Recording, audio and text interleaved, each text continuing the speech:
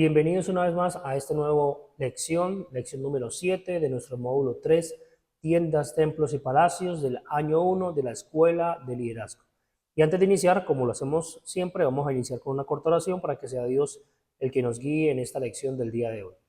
Señor, te damos gracias en este día, Señor, en esta noche, en esta tarde, que nos permite estar reunidos de manera virtual, de manera presencial en este lugar, Señor, para poder comprender más de tu palabra, Señor, para entender más de la historia bíblica, Señor, de los sucesos que ocurrieron, Señor, que tú permitiste que pasaran, amado Señor, y que llevaron al pueblo de Israel, Señor, a entender y comprender quién eras tú, Señor. Que por medio de estas enseñanzas, Señor, por medio de esta historia bíblica, nosotros también podamos comprender y entender el poder, la grandeza y el amor que tú tuviste, Señor, con tu pueblo, y hoy en día cómo poderlo aplicar a nuestras vidas, Señor. Te damos gracias, que sea tu Espíritu Santo enseñándonos en este día, en el nombre de Jesús. Amén y amén. Bueno, dando inicio a la clase del día de hoy, esta clase número 7 de nuestro módulo 3 tiene como título Juicio y Cautiverio. Entonces recordemos que venimos haciendo todo un panorama bíblico acerca de la historia del pueblo de Israel, ¿cierto? De lo que era la familia de Jacob, de lo que fue la promesa que Dios le hizo a Abraham, lo que fue el pueblo hebreo. Ahora ya hace poquito hablamos acerca del Reino Unido, el reino dividido, y ahora vamos a hablar acerca de lo que pasó después, que en este caso fue el juicio y el cautiverio del reino del norte y del reino del sur. Entonces, como introducción, vamos a ver lo siguiente y dice: Dios comenzó su plan con un hombre de fe y formó una gran nación. Claramente estamos hablando aquí de Abraham. Pero con el tiempo esa nación se dividió y pecó, por lo que Dios permitió que sufriera y fuera llevada al cautiverio. Aunque fue doloroso, Dios lo hizo por amor, para corregirlos y ayudarlos a volver a Él. La Biblia dice que Dios corrige a los que ama. Eso está en Hebreos capítulo 12, versículo 6. Entonces vamos a ver ahora cómo después de ya toda la gloria que tuvo el imperio, como habíamos hablado anteriormente, viene la división del reino, tanto del reino del norte como el reino del sur, y allí empiezan a haber confrontaciones, problemas, y vamos a ver cómo Dios permitió que los enemigos tomaran posesión de esas tierras, y vamos a ahondar un poquito más acerca de lo que les pasó a cada uno de estos reinos. Entonces, en el punto 1, tiene como título La vara del juicio, y en el punto A empezamos de una vez introduciendo con la caída del reino del norte. Entonces, dice lo siguiente, y es que en este caso el territorio de Israel estaba rodeado por tres grandes potencias. ¿Quiénes eran estas potencias? Egipto, ¿cierto? Babilonia y Asiria. Entonces, durante todo el tiempo que vamos a ver, o digamos, la Biblia no lo refleja así, pero cuando estudiamos la historia como tal de esos pueblos, de estas naciones, de estos reinos, vamos a ver que durante mucho tiempo estos reinos, estos imperios, estuvieron intentando gobernar e intentando tener el dominio de ese territorio en el cual también se encontraba Israel. Entonces, durante mucho tiempo vamos a estar viendo eso, que un tiempo son los asirios los que de pronto afligen, otro tiempo los que son los babilonios que intentan tomar cautivos al pueblo, también los egipcios. Entonces, esto es lo que tenemos que tener en cuenta, que los grandes imperios que rodeaban a Israel eran Egipto, Babilonia y Asiria. Más adelante pues vamos a hablar de otros, pero en este caso estos tres son importantes. Cada una de estos imperios trataba de convertirse en la nación más poderosa del mundo. Israel y Judá quedaban en medio del triángulo. Cuando el pueblo de Dios caminó por fe, Dios obviamente los protegió de esas presiones políticas y no permitió que ninguno de estos reinos gobernara a Israel. Pero pues ya cuando vemos la historia, pues el pueblo de Dios, en este caso el pueblo de Israel en ese momento, abandonaron a Dios y por lo tanto pues Dios usa a estas naciones como tal. Primero lo que hace es advertirle a los israelitas por medio de los profetas, ¿cierto? Pero como no hicieron caso, pues trajo juicio sobre ellos.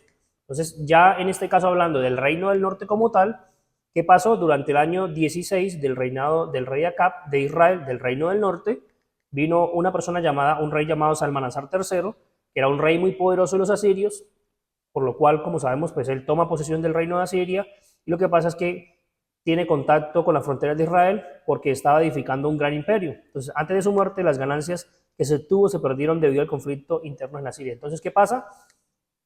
En el imperio asirio, ya eso sería en la parte de lo que fue el neo-imperio asirio, ¿sí? La última parte del imperio, del gran imperio asirio, es cuando este rey Salmanasar III, a partir de ahí es cuando empiezan a tener contacto y a querer dominar Israel, el reino del norte, y lo hacen.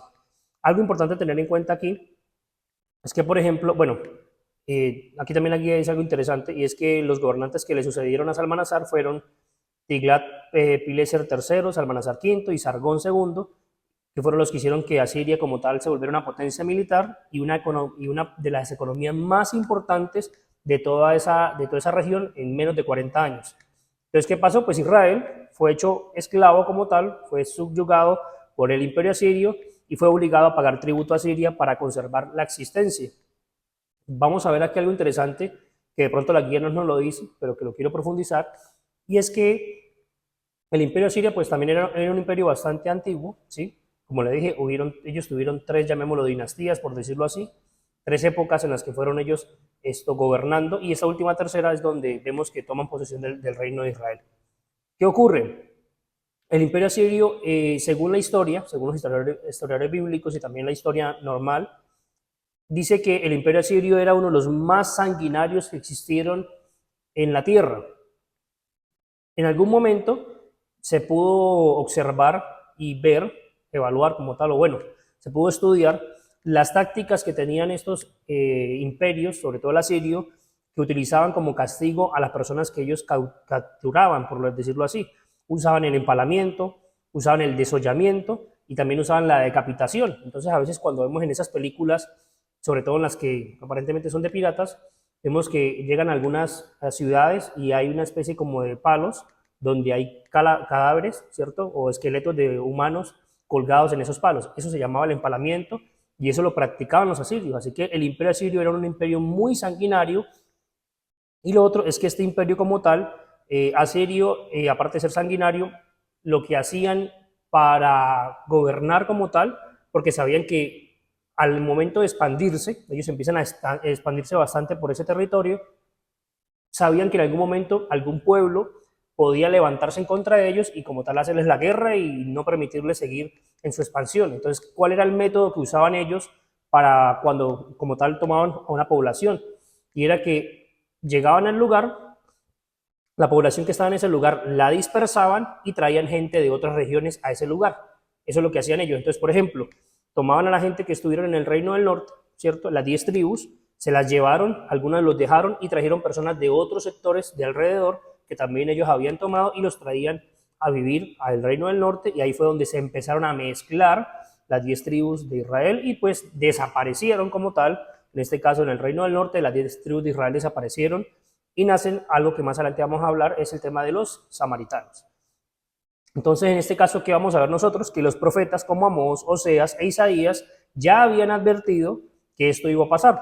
Entonces, pero como tal, pues Israel, el reino del norte que hizo, seguir pecando y seguir pecando. Pues finalmente, por el causa del pecado y de la rebelión, el juicio se cernió sobre ellos. Vamos a ver una imagen importante.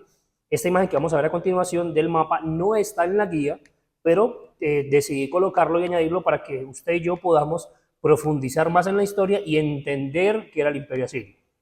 Entonces, vemos en esta diapositiva, donde está la primera parte del mapa, y dice, los asirios establecieron otros pueblos cautivos en el lugar donde el pueblo de Dios había estado.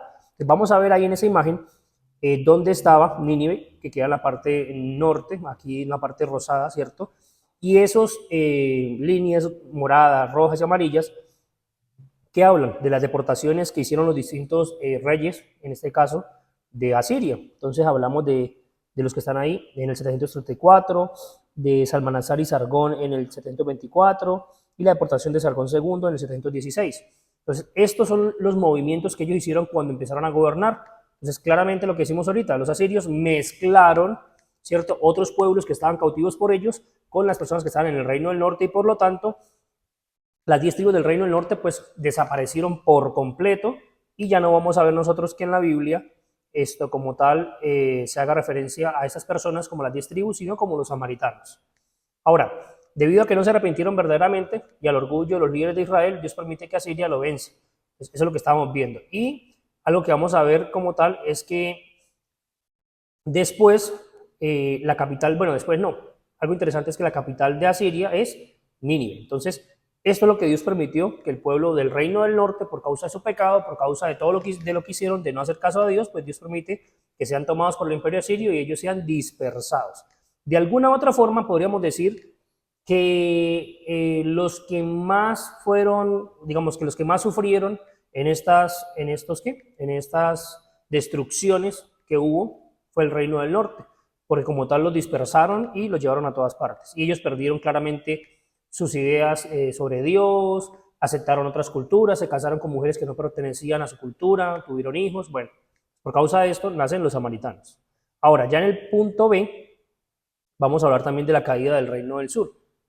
Y en la caída del reino del sur, vemos que con el tiempo, Asiria cae bajo Babilonia, ¿cierto? ¿Qué pasa? Pues ya el imperio asirio empezó en declive y vino Babilonia y tomó todo el poderío de Asiria y todo lo que Asiria había gobernado, ahora viene a tomarlo ¿quién? Babilonia. El profeta Nahum ya lo había predicho, y Nínive, la capital de Asiria, el lugar donde Jonás había predicado, fue destruida por Babilonia en el año 612 a.C. Entonces la predicación de Jonás en Nínive hace que Nínive no sea destruida, pero más o menos un poco más de 70 años después, Nínive sí es destruida por causa de que nuevamente volvieron a hacer las cosas como Dios no quería. ¿Y qué pasó? Pues simplemente Babilonia toma posesión de Nínive y por lo tanto de todo el imperio asirio. Entonces, algo interesante ver es que Dios quería que el imperio asirio se arrepintiera y por eso envió a Jonás a Nínive a predicarles para que se arrepintieran y ellos aceptaron la enseñanza que les dio Jonás y ellos se arrepintieron. Pero bueno, tiempo después volvieron otra vez a lo mismo. ¿Y qué pasa? Pues Babilonia toma posesión en el 612 a.C. ¿De quién? Como tal, de lo que tenía Asiria. Entonces, después Egipto le arrebató a Babilonia el área oriental del caído imperio asirio. Esta incluía el territorio en el cual se ubicaba la pequeña Judá, en el reino del sur. Pero Babilonia se impuso. Dios levantó fuertes voces proféticas durante ese tiempo, como Isaías, Jeremías, Nahum, Habacuc y Sofonías. Entonces, en esta caída del reino del sur, vamos a ver que claramente el imperio babilonio también fue un imperio muy grande, ¿cierto? Que gobernó en esta época, incluso llegó a tener un poco más de dominio de la región, más que Asiria, o sea, se expandió muchísimo más que Asiria, a tal punto que tuvo también que gobernar sobre Israel y todo lo que había quedado. Entonces, el reino del norte, que es Israel, cae a manos del imperio asirio, y tiempo después, más o menos en el 605, empiezan las primeras deportaciones del reino del sur, que sería el reino de Judá, donde ya sabemos que habían solamente 2 tribus. Entonces las 10 tribus del norte desaparecen, quedan solamente las 2 tribus del reino del sur, del reino de Judá, y es cuando viene Nabucodonosor, ¿a qué? A tomar este cautiverio sobre el pueblo de Judá. Vamos a ver una imagen que aparece siguiente, que es un mapa, y esto solamente, vuelvo a repetir, no está en las guías, pero quise añadirlo en las diapositivas para que lo tengamos presente. Y como vemos en este mapa, esta parte azul es toda la región que Babilonia, que el imperio de Babilonia tomó como parte de su reino, o sea que se extendió muchísimo más que Nínive, porque recuerde que Nínive la imagen nos mostraba que era un poco más pequeña. Entonces vamos a ver que hay ciudades que usted ya había escuchado alguna vez, como Ur de los Caldeos, ¿cierto? Que aparece aquí abajo, y toda la región que ellos tomaron Asur, tomaron Nínive, tomaron todo ese sector que usted está viendo ahí en la imagen. Y ya en la siguiente diapositiva vamos a ver lo siguiente, y es que cuando el reino del sur es llevado cautivo a Babilonia, se hizo en 3 etapas. No fue una sola etapa, sino que fueron 3 etapas en las que fueron llevados cautivos a Babilonia. Entonces, algo interesante sobre esto, vamos a ver nosotros, es que en el 605 a.C., Nabucodonosor toma cautivo, bueno, ahí va a ver usted las 3 épocas en las que fueron las deportaciones. Nabucodonosor toma a cautivo al rey Joacín y a los príncipes del reino, o lo que llamaríamos nosotros las personas más prominentes del reino de Judá. En este caso vamos a ver que aparece un joven llamado Daniel, junto con sus compañeros, que son llevados cautivos a Babilonia. Entonces, en la primera deportación de Babilonia, del pueblo de Judá hacia Babilonia, está llevado ¿quién? Daniel y sus amigos. Entonces, y también fueron llevados los hombres fuertes. Eso está escrito, o esta historia está mostrada en el libro de Crónicas, segundo libro de Crónicas, capítulo 36, versículo 5, y en el libro de Daniel, capítulo 1, versículo del 1 al 6. A menudo este tiempo se le llamaba el primer cautiverio, la primera deportación. La segunda deportación es del 598 a.C., donde Nabucodonosor toma cautivos al rey Joaquín y a 10.000 ciudadanos principales y los deporta a Babilonia. Eso está en el segundo libro de Reyes, capítulo 24. El profeta Ezequiel y el bisabuelo de Mardoqueo, el primo de Esther, también fueron tomados cautivos en este tiempo. Entonces usted ya empieza a escuchar nombres de personas que fueron relevantes en lo que viene después de la historia. Entonces ya vemos que habla acerca del profeta Ezequiel. Entonces, la primera aportación va Daniel y sus amigos, la segunda aportación van también los sacerdotes, los levitas, todas las personas que servían en el templo son llevadas en esa segunda deportación, y ahí va Ezequiel, va también el bisabuelo de Mardoqueo, va el primo de Esther, quienes fueron también llevados cautivos. Y ya en el año 586, en la última deportación, Jerusalén y el templo son quemados, destruidos, para cumplir la profecía que Dios le había hecho al pueblo, al reino de Judá. Completamente destruido el templo, completamente destruido Jerusalén, y lo que pasó fue que se llevaron también personas hacia Babilonia, pero lo que hizo la mayor parte de gente que había quedado ahí, que simplemente eran personas pobres o enfermas, es que también se dispersaron hacia Egipto, salieron huyendo a Egipto cuando supieron que Babilonia nuevamente venía a llevarse las personas, pero igual también hubieron muchos que fueron deportados a Babilonia, ya lo que fue los pobres, las personas que habían quedado en última instancia. Entonces, esto es lo que estamos viendo en la parte del reino del sur, que claramente pues también fueron llevados cautivos hacia Babilonia, y pues que ese camino desde Judá hasta Babilonia era un camino muy largo. Ahora, vamos a ver ya un poquito más acerca del punto 2, que habla acerca de las experiencias del cautiverio.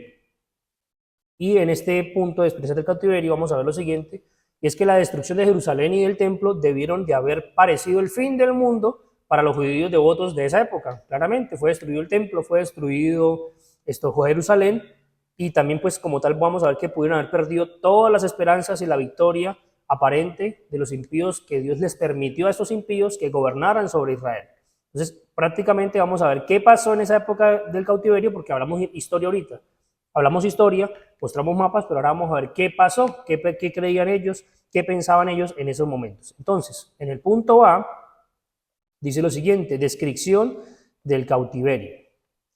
Algo importante que vamos a ver ahorita, y que quiero de pronto decirlo de una vez, es que vamos a notar que los escritos que hay acerca del cautiverio no son del reino del norte, sino solamente son del reino del sur. Y la pregunta es, ¿y será que entonces la gente que fue exiliada de las otras 10 tribus por Asiria no escribieron nada? Probablemente sí escribieron cosas, pero ¿qué pasó? Por causa de que ellos se mezclaron, de que ellos tomaron costumbres paganas, costumbres que no pertenecían a las del judaísmo, pues no quedó registrado nada acerca de lo que ellos vivieron, y todos los escritos que tenemos acerca del exilio son solamente del exilio hacia Babilonia.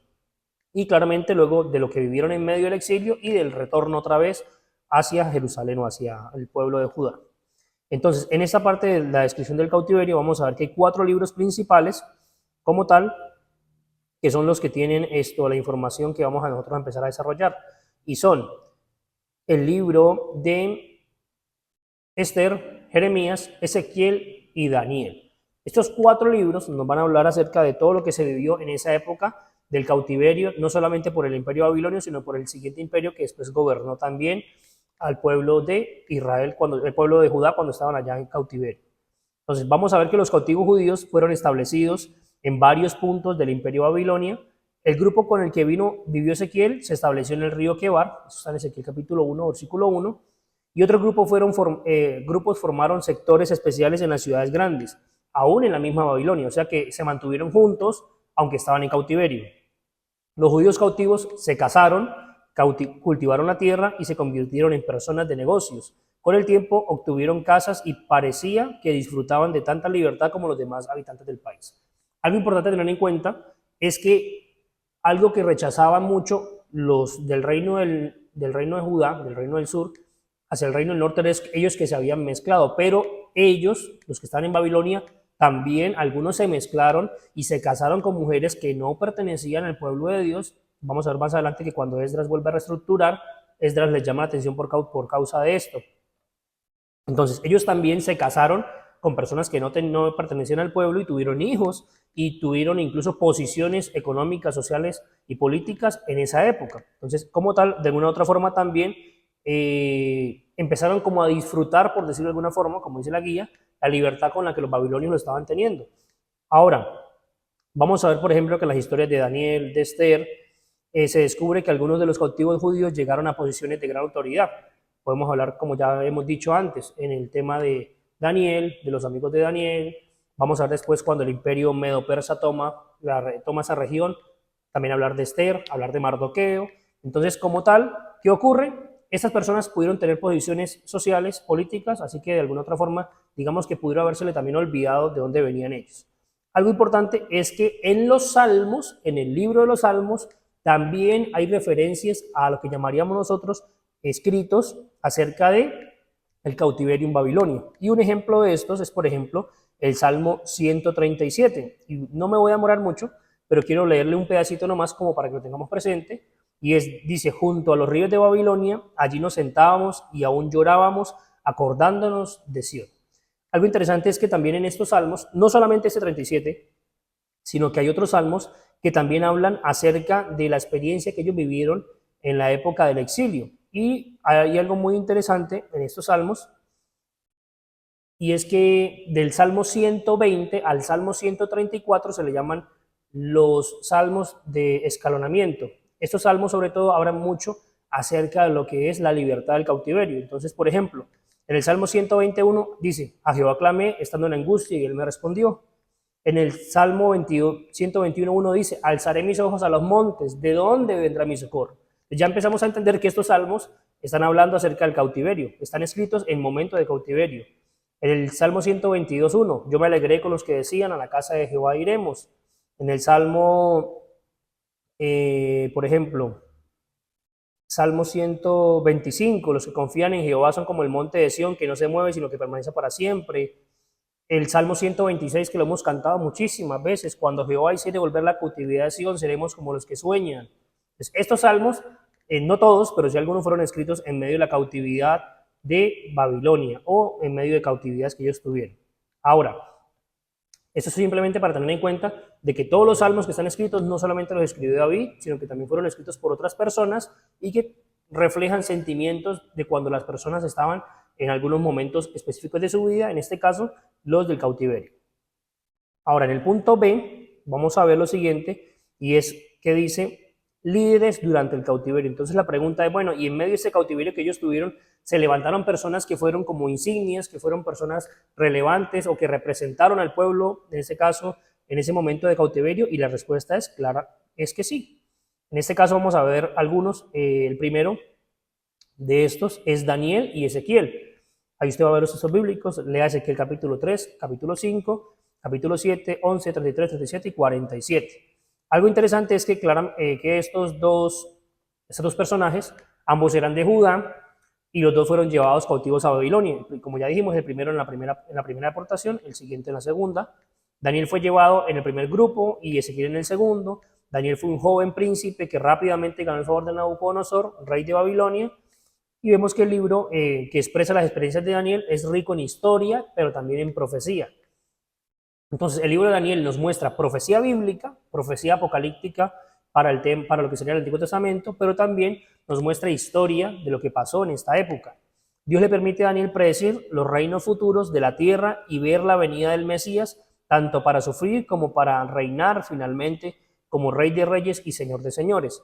Y Ezequiel, vamos a ver también que fue un joven sacerdote que servía en el templo, que es llevado cautivo a Babilonia, y cuando usted lee el libro de Ezequiel se va a dar cuenta que todas las cosas que habla Ezequiel a veces hasta son complicadas de entender, porque pues también tiene un lenguaje, ¿cómo se dice? Un lenguaje que hay que estudiarlo para poder comprender y entender lo que dice, porque gran parte de lo que dice Ezequiel es completamente profecía, y esa profecía tiene una literatura que hay que entenderla. Entonces, Dios levanta a Ezequiel para testificar a los cautivos que más juicio estaba por venir. Entonces, imagínense, la gente está sufriendo, está preocupada y angustiada porque están siendo llevados cautivos a Babilonia, y Dios levanta a otra persona, a una persona llamada Ezequiel, a un joven, que les va a decir que no se preocupen, que ahora viene más cautiverio todavía y más juicio que estaba por venir. Entonces, cuando empieza el ministerio, claramente Ezequiel, pues de alguna u otra forma es rechazado, ¿cierto? No le ponen mucha atención, pero cuando las profecías que Ezequiel empieza a proclamar se empiezan a cumplir, la gente como tal empieza a tenerlo en muy alta estima y a reconocer que lo que estaba diciendo venía de parte de Dios. Entonces, vamos a ver que después Dios le permite a Ezequiel el privilegio de recibir maravillosas visiones del reino último del Mesías y el futuro glorioso para todo el pueblo de Dios. Entonces no solamente ve la destrucción de Israel, la destrucción del reino de Judá, ve las deportaciones, sino que también puede ver lo que va a ser el futuro glorioso del pueblo de Dios, el futuro glorioso de lo que Dios va a hacer y las visiones del reino del Mesías. Esto es importante tenerlo en cuenta. Ahora, otra persona también que se tiene en cuenta aquí es Jeremías, que es la siguiente diapositiva. Y Jeremías es mal conocido, digámoslo así, o bueno, mal conocido no, es conocido como el profeta llorón. Lo que pasa es que hemos malinterpretado el llorón como de querer decir que Jeremías era un hombre que se la pasaba todo el tiempo llorando, sino que el ministerio que Dios le da, profético a Jeremías, es un ministerio donde él tiene que expresar todo el tiempo sus sentimientos y sus emociones, y prácticamente es como mostrar lo que Dios sentía acerca de su pueblo, y por eso es un profeta que a todo el tiempo está expresando sus sentimientos y sus emociones. Jeremías continuó escribiendo y profetizando durante este periodo. Jeremías fue un hombre muy reconocido, en particular después de que sus profecías se habían hecho realidad. Por alguna razón le fue permitido permanecer en Judá y más tarde se fue con los israelitas que huyeron a Egipto. Su mensaje también fue estímulo de esperanza para la restauración, como hemos visto, él predijo el retorno de los exiliados a Jerusalén. Entonces, Jeremías no fue llevado a Babilonia, vivió claramente cuando viene Babilonia y toma cautivo al pueblo, pero él estuvo en medio del pueblo durante todas esas deportaciones y él no se movió de ahí, sino que lo que hizo fue salir huyendo a Egipto con el resto del pueblo que quedaba. Entonces, algo interesante, claramente, es que ya después cuando muere Jeremías predice el retorno de Israel a Jerusalén, ¿cierto? Del pueblo de Judá a Jerusalén. Y cuando usted le dio el texto bíblico de Daniel, que dice que Daniel se dio cuenta de que ya se habían cumplido los 70 años del cautiverio, dice que él fue y buscó los rollos, y cuando está buscando los rollos, ¿a qué se refiere? A la profecía que hizo Jeremías mucho tiempo después, antes. Entonces, ¿qué ocurre?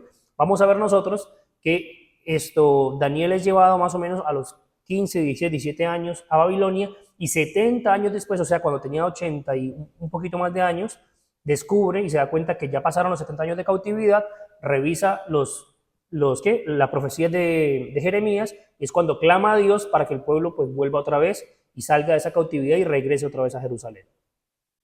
Y el último personaje importante en esta historia también es el libro de Esther. Y Esther es un libro bien interesante porque es el único libro de la Biblia, bueno, uno de los únicos libros de la Biblia en los cuales no se menciona a Dios en ningún momento. O sea, me refiero que no se menciona a Jehová, ¿cierto? Sino solamente se habla de una mujer que fue relevante para el pueblo, en ese caso judío, en el momento en el que estaba viviendo. Entonces, Esther es un personaje del periodo post-exílico, o sea, ya después de la cautividad, la cual vivía en Persia, y el imperio de Babilonia fue vencido por los persas, y Esther vivió durante el periodo siguiente a esta derrota. El rey persa Jerjes I, o también llamado Asuero, fue el gobernante de esta época. ¿Y qué hizo ella? Pues ella llegó a ser reina, y debido a su obediencia a Dios y a su coraje, los judíos de su época, del momento en que ella vivía, fueron salvados de la destrucción, y su historia muestra la providencia de Dios. Entonces, ¿quién es Esther? Una mujer simplemente que en la posición en la que se encontraba toma la determinación de hacer algo a favor de su pueblo, porque recordemos que la historia cuenta que ellos se le habían levantado una persona en contra del pueblo judío, intentó destruirlo con medio de un edicto real, y como los edictos persas no se podían abolir, lo que hizo Esther simplemente fue que a generar otro edicto donde decía que los judíos se podían defender y de esta forma no fueran pues como tal asesinados ¿por qué? Por esas personas que le quieren hacer el mal. Entonces Esther es una persona que es relevante en esta época porque vivió y cumplió la voluntad de Dios en el momento en el que ella vivía. Y el último punto, que es el punto C, es los resultados del cautiverio. Entonces la otra pregunta interesante sería, ¿será que este tiempo de cautiverio del pueblo, del reino del sur, dio como tal beneficios? O sea, tuvo beneficios, y sería como algo raro decir que hubo beneficios en medio de la cautividad, pero sí los hubo, porque hubieron cosas importantes que pasaron en medio de esa cautividad. Uno es que hubo purificación de la idolatría. Dios había juzgado a su pueblo por su idolatría, por lo cual fueron llevados al cautiverio, pero pues ellos durante el exilio experimentan la presencia de Dios en un lugar donde no es la tierra de ellos, y empiezan como tal a purificarse de toda esa idolatría que habían tenido, y empiezan solamente a centrarse en la adoración a su Dios. En el segundo punto también es una nueva forma de adoración, y es que vamos a ver que cuando ellos son exiliados, ya no tienen tabernáculo, no tienen templo, no tenían donde presentar sacrificios, nace un nuevo concepto, llamémoslo así, un nuevo lugar llamado la sinagoga. Y en la sinagoga, ¿qué hacían? Ellos se reunían, compartían o leían como tal lo que sería la Torá o el Tanakh, ¿cierto? Y empezaron a compartir la palabra y a recordar y a cantar los salmos y recordar lo que Dios había hecho por ellos. También en medio de en medio de eso, pues claramente tenían la oportunidad de oír la palabra de Dios, de oír en este caso las enseñanzas que estaban en la parte del Antiguo Testamento, en aquel lugar donde ellos se encontraban. También ellos tuvieron una mejor idea de Dios. ¿Por qué? Porque debido a que habían estado desterrados de Palestina, los israelitas ya no pensaban en que en su tierra y el templo eran los únicos lugares donde ellos podían encontrar a Dios, porque estando en Babilonia pudieron hacerlo por medio de las sinagogas. También una preservación milagrosa porque Dios preservó sobrenaturalmente un remanente de su pueblo para que regresaran a Jerusalén, y pues esta preservación fue un milagro, ¿cierto? Porque pues el reino del norte con las 10 tribus fueron destruidas y esparcidas, y estas 2 tribus permanecieron todavía firmes hasta el día de hoy prácticamente. Así que ellos pueden ser preservados para que pudieran regresar otra vez a Jerusalén. También hay otro punto importante, y es que hubo un esfuerzo por preservar las escrituras. Otro resultado significativo del cautiverio fue el esfuerzo unido para permanecer juntos y perseverar en los sagrados escritos de los hombres a quienes Dios había inspirado. Entonces, esto es un resultado, un beneficio que permitió que hoy en día podamos tener nosotros, por ejemplo, el canon del Antiguo Testamento, que esto lo hizo un tiempo después Esdras. Y el último punto, que otro beneficio, es un sistema religioso nuevo. Debido a la sustitución de su idioma propio por el idioma de Babilonia, que sería el arameo, pues ya usted va a entender que el arameo es un idioma que viene de Babilonia. Se genera una clase de líderes que querían no solo transmitir el mensaje de la ley y los profetas al pueblo en su nueva lengua, sino explicar la enseñanza. Entonces nacen algunas personas llamadas, por ejemplo, los rabinos, que serían los maestros, y también esas personas que son rabinos y maestros empiezan como a escribir unos libros acerca de lo que ellos entienden de la palabra de Dios, del Antiguo Testamento, y estos libros son llamados el Talmud, que significa la enseñanza. Así que como tal, pues se hace un nuevo sistema religioso, y ese sistema religioso les permite a ellos seguir teniendo, llamémoslo, una comunión con Dios y teniendo, conociendo lo que la palabra decía, pero vamos a ver claramente que después Jesús, cuando está en la tierra, les recalca a ellos que se volvieron solamente personas que conocían mucho las escrituras, pero que no las aplicaban. Entonces, ¿cómo concluimos esta lección del día de hoy? Es que con el paso de los años, el pueblo de Dios llegó a comprender el gran propósito que Dios tuvo al permitirle soportar el juicio y el cautiverio. Ya no tenían duda acerca de la majestad y la supremacía de Dios, pues ellos habían aprendido una lección maravillosa, pero muy costosa también. Entonces, por medio del cautiverio, por medio de que ellos estuvieron durante ese tiempo, vuelvo a repetir, cautivos en Babilonia, aprendieron como tal lo que Dios quería mostrarles. Pero fue por no mucho tiempo, como ya hemos visto en la época de los jueces, en la época del Reino del Norte, porque después, tiempo después, vuelve otra vez a pasar algo similar. Entonces, para concluir esta clase del día de hoy, entendamos que estas destrucciones que Dios permitió, Dios no las hizo, Dios permitió que fueran destruidos por diferentes imperios para que ellos pudieran aprender. Así que esta ha sido la clase del día de hoy. Espero que hayan aprendido mucho, y cualquier duda o inquietud, estamos aquí atentos para poderles ayudar a responderlas. Bendiciones.